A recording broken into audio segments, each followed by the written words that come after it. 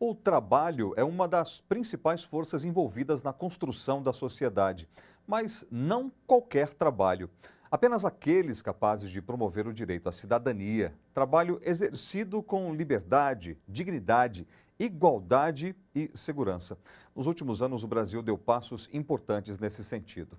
Tivemos, por exemplo, uma política nacional que garantiu o aumento real do salário mínimo, número crescente de trabalhadores com contrato formal, qualificação dos empregos, diminuição do trabalho infantil e ampliação da proporção de idosos que recebem aposentadoria ou pensão.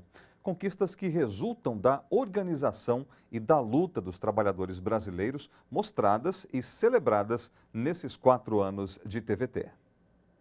Nos últimos 12 anos, o salário mínimo teve aumento real de 70%, fruto de um acordo celebrado em 2007 entre o governo federal e as centrais sindicais.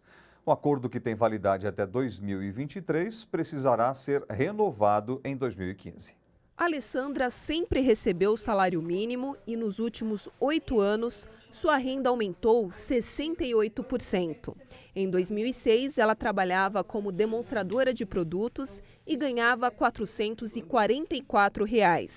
Hoje, trabalha como auxiliar de corretora de seguros e recebe R$ 724 por mês. Eu trabalhei em 2006, né, e o salário era bem menor. Aí, quando eu retomei novamente, né, já vi que deu um aumento muito diferencial. Esse aumento da renda da Alessandra e de 45 milhões de trabalhadores no país se deve à política permanente de valorização do salário mínimo, iniciada no governo Lula em 2002 e que ganhou força a partir de um acordo fechado com as centrais sindicais após as grandes marchas realizadas em Brasília a partir de 2004. Começou com um movimento, né? Ele toma forma, vamos dizer assim, mais expressiva, com as marchas das centrais para Brasília desde 2004, né? Com essa insistência de fazer essa política.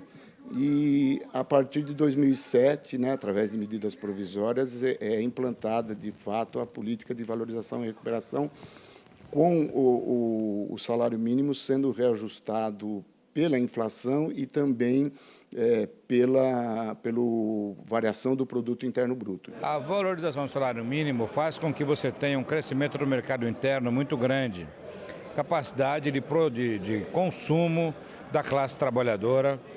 Em vários municípios você tem isso como sendo uma coisa essencial e que nós estamos agora lutando para continuar. Em 2011, essa política de valorização do salário mínimo foi transformada em lei e sancionada pela presidenta Dilma Rousseff. A lei, baseada no acordo com as centrais sindicais, tem validade até 2023, mas precisa ser renovada em 2015. A diferença é que ela não é uma legislação apenas construída entre os interesses dos deputados com o governo. Ela foi forjada na luta dos trabalhadores. É o maior acordo de salário construído em nível mundial, porque é um acordo trabalhista construído com as centrais sindicais. A importância é vital, porque é um país como o Brasil, cheio de desigualdades, um dos países mais desiguais do mundo, né? Ou seja, uma concentração brutal de renda a favor do capital, né? Era imperativo que esse salário se recuperasse. Nos últimos 10 anos, o salário mínimo teve um ganho real de 70%. Em 2004, valia R$ 260 e neste ano chegou a 724. Antigamente, você ia numa loja, você não conseguiria comprar tantas coisas quanto você compra hoje com o seu salário. E a gente pode sonhar mais um pouco, né? A valorização do salário mínimo na última década no Brasil, com aumento real acima da inflação, se consolidou como um forte instrumento de promoção de justiça social. O economista e professor da Unicamp, Cláudio Dedeca, que fez parte da equipe que elaborou a política e esteve no programa de debates da TVT, O Melhor e Mais Justo, explica por que ela ainda enfrenta forte oposição dos setores mais conservadores. A grande maioria dos argumentos críticos ao salário mínimo e vinculando com as contas públicas, tá certo, aponta o aumento do gasto que o salário mínimo gerou para a Previdência Social. De fato, gerou um aumento de gasto.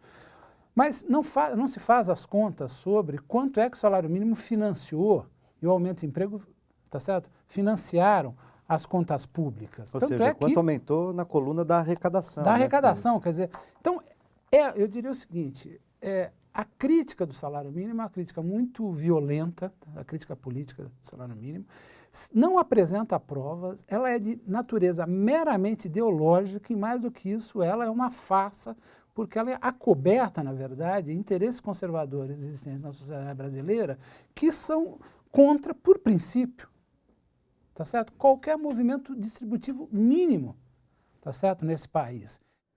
A Constituição de 1988 determina que todo trabalhador brasileiro deve ter direito a um salário mínimo fixado em lei, nacionalmente unificado, capaz de atender às suas necessidades vitais, básicas e às de sua família, com reajustes periódicos que lhe preservem o poder aquisitivo. Para que a população brasileira conseguisse suprir essas necessidades, o DIEESE, o Departamento Intersindical de Estatística e Estudo Socioeconômico, sugere um salário mínimo ideal de R$ 2.992,19. Para comentar a relação entre política e o mundo do trabalho, nós estamos aqui no estúdio com Quintino Severo, que é secretário nacional de administração da CUT. Boa noite, Quintino, bem-vindo. Boa noite, obrigado. Quintino, seria possível que nós chegássemos a esses patamares de salário? O que é necessário para equacionar, para que nós possamos dar passos mais significativos nesse sentido? Não tem dúvida que o Brasil precisa aumentar muito o salário, não só o salário mínimo, como o conjunto dos salários do Brasil. Nós tivemos, nesses últimos anos, como a própria reportagem apresentada fala, um crescimento importante na massa salarial brasileira. Por quê? Porque gerou mais emprego, muitos empregos, mais de 20 milhões de empregos nos últimos anos. Isso criou uma condição, uma massa, um lastro de salários muito maior no Brasil. Entretanto, a média salarial ainda é bastante baixa. Nós queremos e precisamos pressionar mais essa média para cima. E o salário mínimo é um instrumento importante para pressionar essa média para cima. Então, portanto, nós temos condições de crescer muito, o salário mínimo tem condições de crescer muito no Brasil ainda. Evidentemente que dá onde tirar, né? Nós precisamos propor crescimento, mas também indicar de onde saem as fontes de crescimento. Uma das fontes importantes é continuar crescendo a economia. O Brasil precisa continuar crescendo, gerando emprego, melhorando cada vez mais a produtividade no Brasil. Com isso, é um instrumento importante. O outro instrumento, inclusive que a CUT propõe, é nós taxar os grandes capitais brasileiros. Ou seja, que haja, de fato, uma reforma tributária brasileira que taxe mais a renda e menos o consumo, né? Então, portanto, a taxação das grandes fortunas, dos grandes proprietários que especulam no país, é um outro instrumento para que a gente possa ter um salário mínimo melhor. Essa, inclusive, é a projeção que a CUT faz, junto com o DIEESE, até 2023 chegar no salário mínimo ideal. E como é que a população, em geral, a sociedade organizada, pode colaborar para que esse debate tenha mais consistência e resulte numa política mais democrática? A primeira iniciativa tem que ser não acreditar que salário gera inflação. Acho que nós não podemos permitir que a população acredite nessa versão de que aumentar salário significa aumentar a inflação. Uma coisa não tem nada a ver com a outra. Se fosse assim, no século passado, quando tivemos altos índices de inflação, teríamos os melhores salários do mundo. E, no entanto, não era isso. Isso não foi verdade.